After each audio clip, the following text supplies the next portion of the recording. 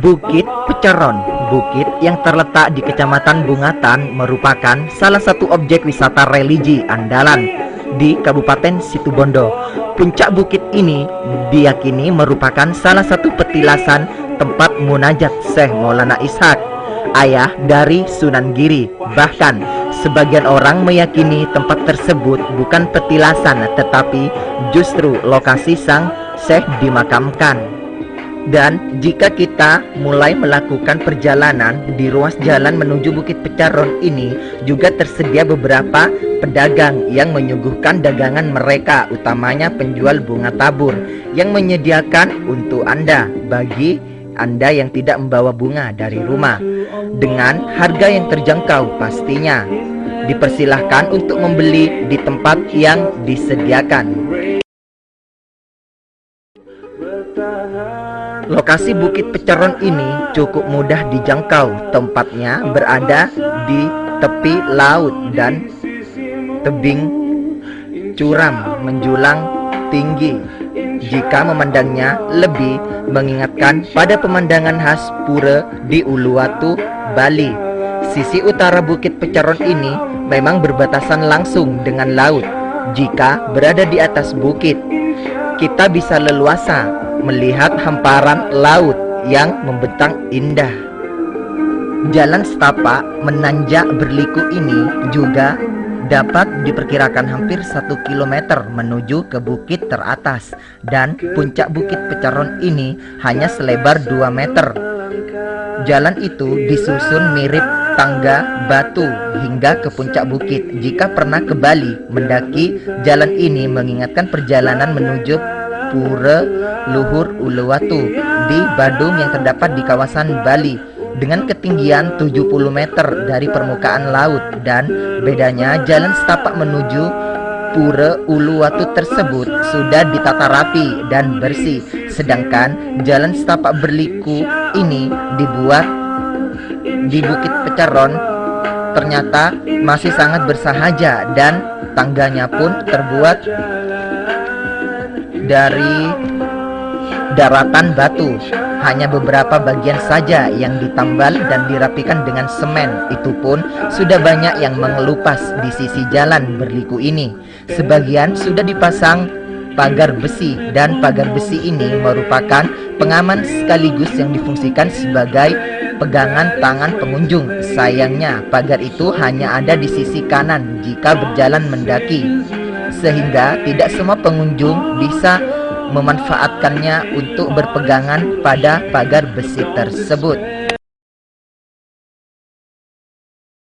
Ada yang dikisahkan konon Bukit Peceron dulu tidak menyatu dengan daratan. Lokasi bukit ini cukup jauh dari daratan. Untuk mencapainya menuju bukit tersebut, serta orang harus menggunakan perahu. Tapi dengan keistimewaan Syekh Maulana Ishaq, dengan izin Allah, bukit tersebut menyatu dengan daratan, sehingga memudahkan masyarakat yang akan berkunjung. Memang legenda tersebut cukup sulit dinalar dengan akal, tetapi kisah-kisah seperti demikian berkembang dan dipercaya dengan warga Peceron dan sekitarnya. Selain itu, keberadaan petilasan Syekh Maulana Ishaq tersebut di bukit ini memang mendatangkan berkah bagi masyarakat sekitar. Akan kuasa kebesaran Allah Subhanahu wa Ta'ala, mulai dari rizki yang dicari ataupun segala urusan yang mendekatkan diri kepada Allah, pasti akan diberi kemudahan olehnya. Juga untuk semua orang yang berkunjung dan berdoa kepada Allah Subhanahu wa Ta'ala. Wisata religi memang menjadi pokok andalan di Kabupaten Situbondo, seperti di Kabupaten Situbondo yang terletak di Kecamatan Bungatan, yaitu adalah petilasan Sang Syekh Maulana Ishaq, yang sebagaimana Anda ketahui ini adalah tempat persemayaman Syekh Maulana Ishaq, yang sebagaimana beliau sejak dulu pernah melakukan petilasan di tempat tersebut. Seperti yang ada fasilitas di sini, yaitu ada makam Syekh Maulana Ishaq dan juga makam para wali lainnya. Dan tempat tersebut juga memikat hati pengunjung yang akan berziarah ke Bukit Pecaron ini. Selain mengaji, di antara makam yang ada, semua peziarah dapat menikmati destinasi hamparan laut yang terlihat di sekitar Bukit Pecaron. Peziarah pun juga berdatangan pada malam Jumat dan Selasa ataupun juga di hari lain. Yang tidak hanya datang dari Situbondo, tapi banyak juga yang datang dari luar daerah. Dan tidak sedikit pengunjung yang memilih bermalam di kompleks petilasan Syekh Maulana Ishaq ini. Dan mereka yang bermalam biasanya datang untuk menghatamkan Al-Quran dan juga bertujuan tertentu, yang juga pula memiliki hajat tersendiri. Orang yang datang ke sini tujuannya bermacam-macam untuk berdoa kepada Sang Maha Pencipta, baik dalam kehidupan, karir, jodoh ataupun segalanya yang diharapkan kepada Allah Subhanahu wa Ta'ala, yang intinya bagi mereka yang meminta sambungan doa kepada Syekh Maulana Ishaq untuk dihaturkan langsung kepada Allah agar cita-cita hidupnya selalu tercapai menurut juru kunci Bukit Pecaron setempat.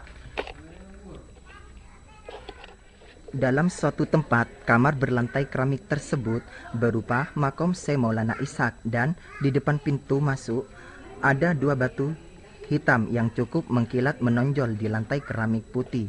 Batu itulah yang telah diyakini sebagai tempat duduk Syekh Maulana Ishaq. Satu lagi yang cukup menjadi perhatian pengunjung saat datang ke Bukit Pecaron, di bawah bukit ada salah sebuah goa, dan tetapi sayang goa ini hanya bisa dinikmati dari luar negeri. Tidak ada yang berani memasuki goa tersebut karena selain lokasinya gelap dan berbahaya, warga sekitar menganggap goa itu mempunyai kekuatan magis yang cukup besar. Yang jelas karena jarang ada yang nekat masuk menelusuri ke dalamnya. Kisah tentang goa tersebut menyimpan banyak misteri. Dulu kabarnya pernah ada warga yang masuk, namun dia tidak pernah keluar lagi dan tidak bisa kembali. Terang Zainullah, warga kampungan yang pernah datang ke Bukit Pecaron setempat. Akhirnya banyak beredar kisah misteri seputar gua tersebut. Ada pula versi kisah misteri yang mengatakan bahwa tempat gua tersebut jika ditelusuri konon bisa menembus hingga ke Pulau Madura. Dan kisah misteri selanjutnya menyatakan apabila seorang para wali yang memasukinya akan bisa menembus menuju ke Mekah, dan pastinya seseorang yang masuk pada gua tersebut bukan orang-orang biasa, tetapi orang yang dekat kepada Allah. Dan jikalau orang biasa yang masuk biasanya tidak akan kembali lagi menurut warga setempat. Hal ini diceritakan Bukit Pecaron jadi dikenal berawal dari kedatangan Syekh Maulana Ishaq ke Tanah Jawa. Dan di saat itu beliau mendengar ada sayembara di kerajaan Belambangan. Dengan singkat cerita, Sang Raja Belambangan Minak Sembuyut mengeluarkan sayembara yang isinya siapa saja yang menyembuhkan putrinya yang sedang sakit parah, maka dia akan dijadikan seorang menantunya. Dan Syekh Maulana Ishaq pun mengikuti sayembara tersebut dan berhasil memenangkannya. Sejak di saat itu sang Syekh mencoba mengislamkan sang istrinya maupun seluruh isi istananya. Sayang, kesuksesan Syekh Maulana Ishaq mengundang iri dan kedengkian dalam pepatih kerajaan, karena sang Syekh tidak ingin terjadi pertumpahan darah di antara keduanya dan memilih menyingkir dari istana. Dia hanya berpesan kepada istrinya yang sedang hamil agar jika kelak anaknya lahir diberi nama Raden Paku dan dihanyutkan ke laut setelah besar nanti.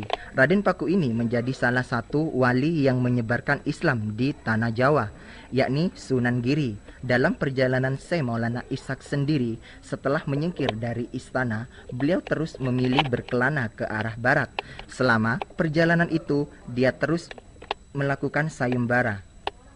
Dan agama Islam di Situbondo semakin berpesat kembali, dan ada juga 3 tempat yang diyakini sebagai tempat petilasan Syekh Maulana Ishaq, yakni seperti di Bukit Bantungan, Desa Sumberkolak, Kecamatan Penarukan, juga di Bukit Tempora, Kecamatan Banyuglugur, dan Bukit Pecaron, Kecamatan Bungatan.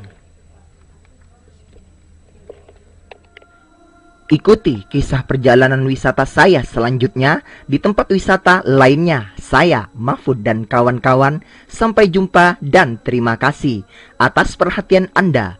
Wassalamualaikum warahmatullahi wabarakatuh.